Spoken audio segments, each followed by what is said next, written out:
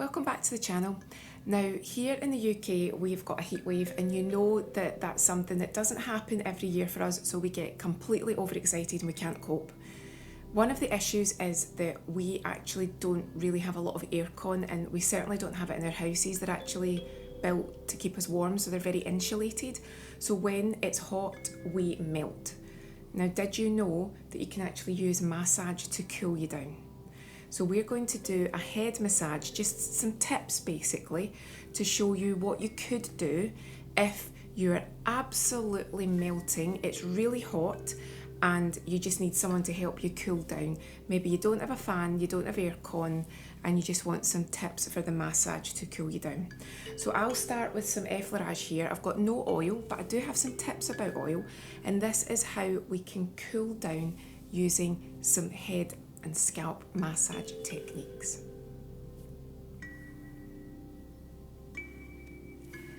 So did you know that when you actually boost your circulation, it can help to stabilize your temperature? So what happens is, because you're boosting the circulation, you're actually helping to cool yourself down, because you're releasing the heat and you're relaxing the muscles and you're basically cooling everything down. So isn't that interesting that you don't often think about that? Also, if you are very hot and it's really warm, we'll start to actually do some nice finger circles here. If you're really warm, you can get quite tense and you can get a bit wound up and a bit stressed. And when that happens, what happens? You build up your heat. So if you can actually help to release the tension and release the stress, you may be able to bring down your temperature and cool down. When you improve that circulation and when you boost the blood to the surface of the skin, because it's opening up the vessels, the vasodilation, that can really help with cooling you down.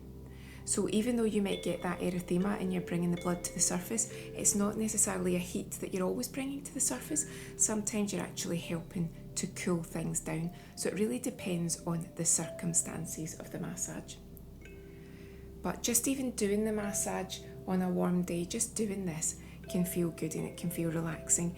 And if you use an oil, such as a cooling oil, maybe peppermint, menthol-based, eucalyptus, if you use that within your massage blend, that can also really help to cool things down.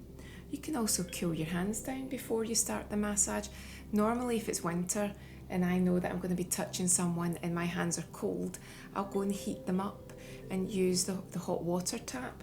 But you could do the opposite in a heat wave or in the summer. If someone wants to be cooled down, you could actually use the cold water and just cool your hands down. Can you imagine just pressing cold hands onto the neck, onto the shoulders, onto the scalp, just cooling down? That would feel lovely, wouldn't it? You could also, if you wanted, start the massage or introduce cold flannels, cold towels, and all of these things will help to absorb the heat and just acclimatise and stabilise that temperature.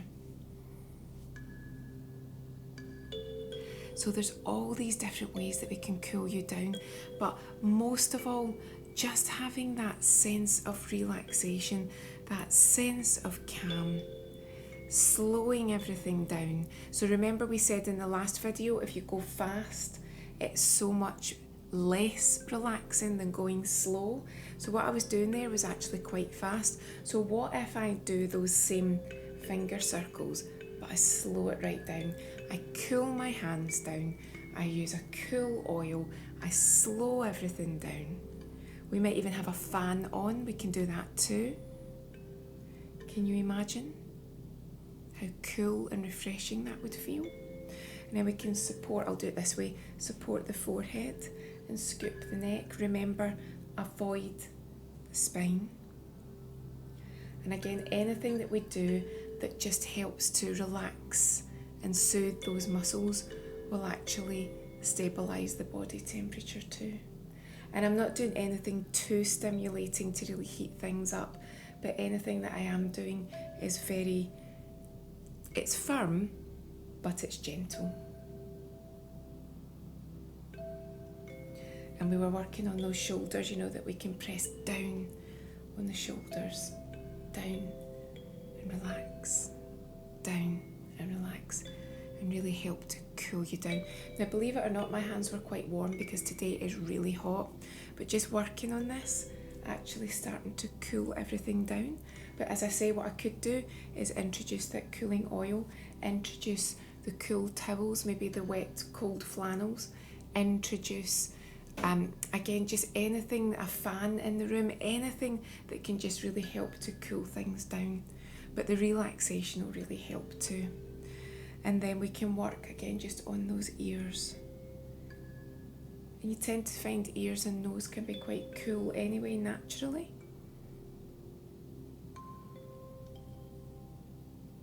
And put the hands over the ears. I'm not going to do anything too stimulating. You know, you can do your hacking. I'll do it very gently, but I don't want to stimulate too much. But I love the little raindrops, as they say. This is a nice one. Some tapping. So I would like to know, have you had a massage on holiday in a really hot climate? And when you think about it looking back, did it cool you down? Was it cool because of what they used? Or was it cool because the room was cool? How did they approach it? Were you looking to cool down, or did you just want the massage and you didn't care? I would really like to know your massages in hot climates and how you found them. Or maybe you live in a hot climate, so you're used to that anyway. But here in the UK, I think our heat wave's only to last another day.